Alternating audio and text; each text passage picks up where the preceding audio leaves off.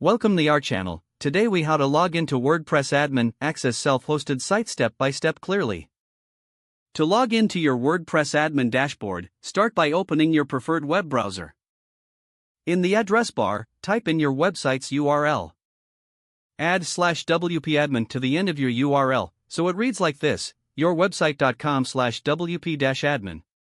Press the Enter key on your keyboard. This will bring you to the WordPress login page. Here, you will see two fields, one for your username or email and another for your password. Enter your username or email address in the first field. Next, input your password in the second field.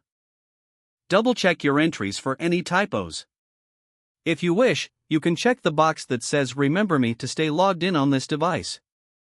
Once you have filled in both fields, click the Login button. If your credentials are correct, you will be redirected to the WordPress admin dashboard. If you encounter an error, check the message provided. Make sure you are using the correct username and password associated with your account. If you've forgotten your password, click on the Lost Your Password link. Follow the prompts to reset your password via email. After logging in, you can now access all the features of your WordPress site. Familiarize yourself with the dashboard to begin managing your site effectively.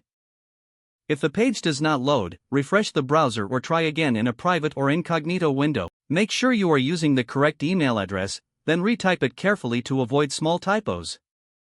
If your password is not accepted, use the reset option and create a new strong password you can remember. Check your spam folder for verification or security emails, then complete any requested confirmation steps. Enable two-factor authentication if available to improve account security and reduce unauthorized access risk. After signing in, review your profile details so your contact information and settings are accurate and current. If you see an error message, note it down and try again after restarting your device and internet. Log out when you finish, especially on shared devices, to keep your account and payment information secure. If the page does not load, refresh the browser or try again in a private or incognito window. Make sure you are using the correct email address, then retype it carefully to avoid small typos.